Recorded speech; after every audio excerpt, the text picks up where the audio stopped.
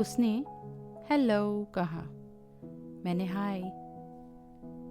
मनन ने कहा, उफ लॉन्ग टाइम हाँ, फाइनली हम आज बातें कर रहे हैं। सुनो, did you change your mind? कल तुम आ रही हो ना? सांस ले लो मनु, सारे सवाल एक ही सांस में पूछ लोगे तुम। बानी, तुम्हें कुछ बात करनी थी ना? जो बोलना है जल्दी बोलो, बहुत टेंशन हो रही है मुझे। और आज ना मैंने डिसाइड कर लिया है, आज मैं चुप रहूँगा और तुम्हें बोलने दूँगा। मैंने कहा, हाँ, और ये ज़रूरी भी है, क्योंकि दिस विल डिसाइड कि हम कल मिल रहे हैं या नहीं। ओहो, ऐसी क्या बात है बानी? फिर मैंने उससे वो सब कुछ बताया जो भी मेरे दिमाग में चल रहा था। मैंने बोला, मन्नू, हम लोग बहुत सिंपल और मिडिल क्लास हैं।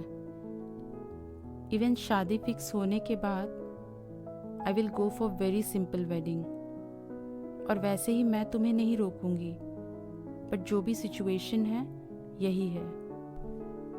बानी यार, तुम इन सब की टेंशन ना मत लो।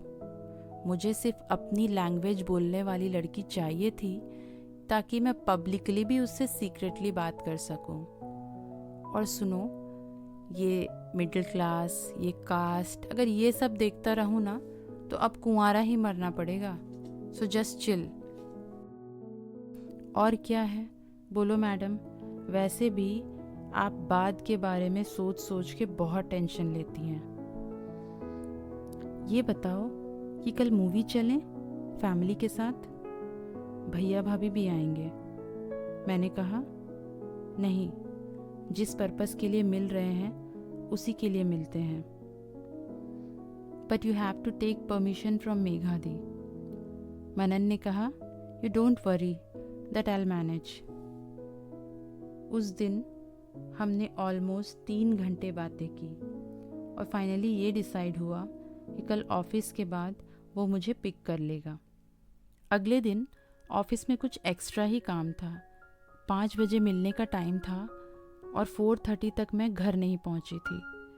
मैं हड़बड़ाते हुए आई और जल्दी जल्दी फ्रेश होकर ब्लैक कुर्ती और ब्लू डेनिम पहन लिया मैंने। And finally he came to pick me up. जब वो मेरे फ्लैट के कैंपस के सामने आ रहा था, उसने मुझे कॉल किया और कहा, बानी, तुम नाराज़ मत होना, भैया भाभी के साथ साथ मेरे कुछ रिश्तेदार भी हैं। Hope you don't mind. मैंने सोचा, हे भगवान, ये लड़का, पहले बताना था, अब लास्ट मोमेंट चेंज भी नहीं कर पाऊंगी। मैंने बोला, मन्नू, क्या है यार, हर चीज़ कैजुअली लेते हो, पहले नहीं बोल सकते थे ये बात? उसने कहा, come on Bani, how does it matter, कपड़ों की टेंशन मत लो, they are okay with it, chill, बस पहुंच रहा हूँ। कहाँ जाना है वैसे? घर चलोगी?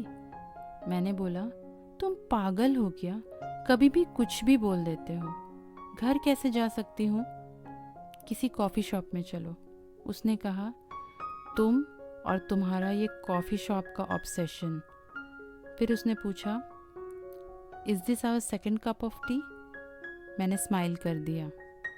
फाइनली वो पहुंच चुका था। वो लोग 5 थे। मैंने सबको विश किया। I was too nervous. उसने मेरी तरफ देखा और छोटी सी स्माइल दी। हम कॉफ़ी शॉप पर थे। अब तक उसे मेरी कॉफ़ी की टेस्ट भी पता चल चुकी थी। उसके घर वालों ने मेरे बेसिक डिटेल्स पूछे, लाइक जॉब, घर, होम टाउन, एवरीथिंग।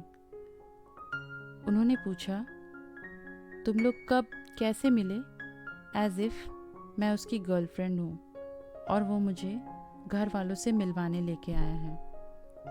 मैं बहुत प्रिसाइजली आंसर कर रही थी, क्योंकि शायद ये पहली बार मैं किसी की फैमिली से ऐसे इंटरेक्ट कर रही थी।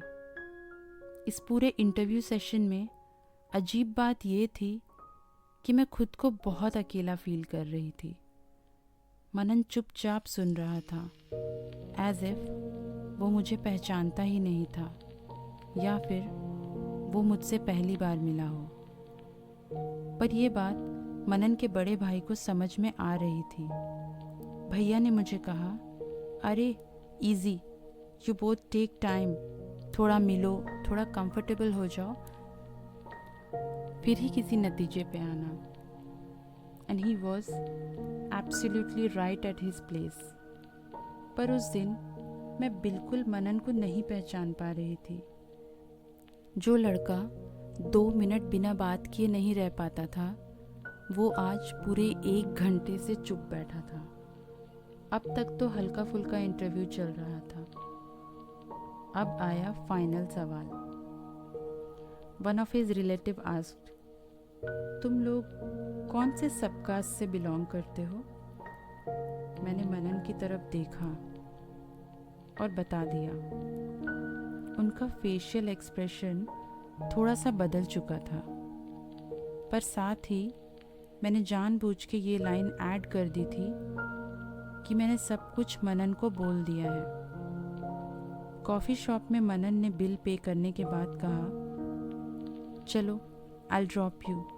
मैंने कहा, नहीं, आई बुक अ कैब। उसने और उसके घर वालों ने भी फोर्स किया, चलो घर छोड़ देते हैं। पर उस मोमेंट मैं अकेले जाना चाहती थी। मैंने कहा, सच में आई मैनेज। जाते जाते मनन कार से बाहर आया, पर मैंने उसे थोड़ा अवॉइड किया क्योंकि मेरे सिक्स्थ सेंस के हिसाब से हम आखिरी बार मिल रहे थे। मैं जब वापस आ रही थी, दी ने फ़ोन किया। मैंने बोला, दी, मैंने कहा था ना आपसे, मैरिजेस आर स्कैरी। ये कह के मैंने फ़ोन कट कर दिया। मैंने घर पहुंचते ही मनन का मैसेज देखा, तुम अपसेट हो, डिनर किया? मैंने रिप्लाई दिया, डू आई नो यू? और सो गई। उस रात मेरे अंदर जैसे ज्वार भाटा उठ चुका था। मुझे 90% यकीन हो चुका था कि this was our last meeting and this was the end of our story and rest is formality. और दुख की बात यह थी कि मुझे आज पता चला था कि इस कहानी में सिर्फ मैं अकेली थी। मनन तो कहीं था ही नहीं। अगले दिन आई वॉज इन ऑफिस। दी का मैसेज आता है, तुमसे मिलना है। मैंने दी को कॉल किया और बोला, it's okay the, don't hesitate. ना कर दिया ना उन लोगों ने? दी बिल्कुल चुप हो गई थी। दी ने कहा, तुझे कैसे पता बानी? मैंने कहा, क्योंकि दी, मेरी किस्मत पे मुझे पूरा भरोसा था। हर बार इसने मुझे धोखा दिया। पहले माँ बाप का प्यार नहीं मिला, बचपन में बुरे हालातों से भी ऊपर उठकर जब एक रेपुटेड लाइफ बनाई और सोचा अकेले रहना है, खुश रहना है, तो ज़बरदस्ती मनन को भेज दिया मेरी ज़िंदगी में। और अब जब मैंने मन बनाया कि मैं अपनी लाइफ में थोड़े चेंजेस लाऊंगी, एक नया ट्विस्ट आ जाता है कि हम किसी के बराबर नहीं, सबसे नीचे हैं। आप बोलो दी, क्या फ़ायदा इतनी हायर एजुकेशन का? क्या फ़ायदा कि आई एम गुड लुकिंग, मैं एक ज़िम्मेदार इंसान हूँ? क्या फ़ायदा कि मैं कभी शराब नहीं पीती, किसी बुरी चीज़ को हाथ नहीं लगाती? क्या फ़ायदा कि मेरा चरित्र अच्छा है? क्या फ़ायदा दी इन सब बातों का, अगर आज भी हमारी आइडेंटिटी सिर्फ हमारे जात पात धर्म से होती है? तो आई एम सॉरी, मैं ऐसे समाज का हिस्सा नहीं बनना चाहती और ना ही किसी दबाव में आके शादी या प्यार जैसी चीज़ों में इन्वॉल्व होना चाहती हूँ। दी ने कहा, मेरी ही गलती है, I insisted you to go. मैंने कहा, नहीं दी, हाँ मानती हूँ, पहले मेरा फैसला था कि मैं शादी नहीं करूँगी, पर फिर मैंने सोचा था कि maybe I was wrong. But इस एक्सपीरियंस ने ये तो साफ कर दिया था कि आई वॉज एब्सोल्युटली राइट।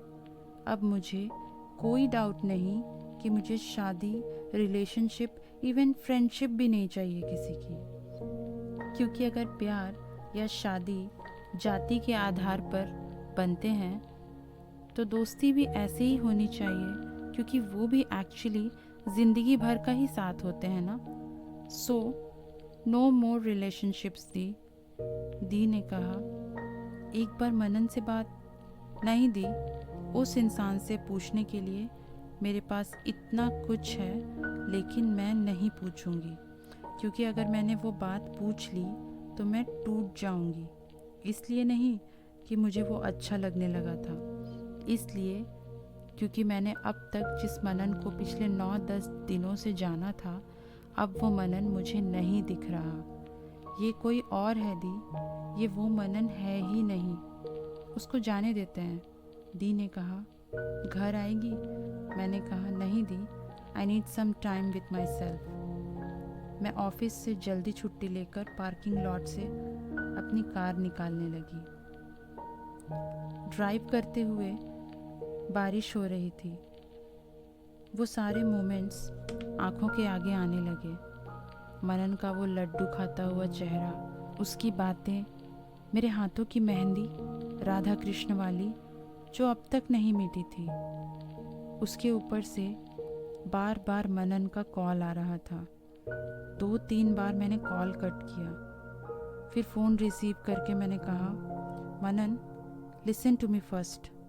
हमारी पहली कॉफ़ी डेट और दूसरी बार की कॉफ़ी के पैसे मैं तुम्हारे अकाउंट में वापस भेज रही हूँ। तुमने कहा था इस बार मैं पे कर देता हूँ, अगली बार तुम पे कर देना, और इस बहाने हम दोबारा मिलेंगे। अब कोई बहाना नहीं बचा दोबारा मिलने का। अब शायद हम कभी ना मिलें। सो मेरे पास सेल्फ रेस्पेक्ट के अलावा कुछ भी नहीं है। मैं कास्ट में भी तुमसे नीचे थी और औकात में भी। एटलीस्ट ये पैसे रख लो, नहीं तो मुझे लगेगा एक कॉफ़ी भी तुम्हारा एहसान था मेरे ऊपर। लिसन बानी, आई कैन एक्सप्लेन। मुझे बहुत बुरा लग रहा है। मैं खुद ही नहीं समझ पा रहा हूँ। मैं बिल्कुल खुश नहीं हूँ बानी ये सब करके। मैं तुम्हें हर्ट नहीं करना चाहता था, पर मैं खुश हूँ मनन। मुझे अपनी रियलिटी पता चल गई है। और हाँ, तुम मेरे लिए दुखी मत होना, क्योंकि मेरी लाइफ ना सॉर्टेड है। मुझे अब रिलेशनशिप्स में नहीं पड़ना। पर तुम जिससे भी शादी करो फ्यूचर में, उसे अकेला मत छोड़ना भीड़ में, उसके साथ खड़े रहना। मेरे मन में तुम्हारे लिए कोई रिग्रेट नहीं है। बस एक ही सवाल है, हो सके तो पूरी सच्चाई और ईमानदारी से उसका आंसर देना। तुम एक्चुअली कैसे हो? वो 9 दिन तुम जैसे थे वैसे, या कल तुम जैसे थे वैसे? क्योंकि कहीं ना कहीं I am feeling betrayed. Was it only my physical appearance that you were attracted to? I know, थोड़ा मुश्किल सवाल है मनन, but it's okay. और हाँ, वो a cup of coffee नहीं थी, a cup of differences थी, जो एक unspoken rule ने तोड़ दिया। क्या जाति ही हमारी पहचान है? आप सुन रहे हैं A Cup of Differences with Sneha पल्लंटी।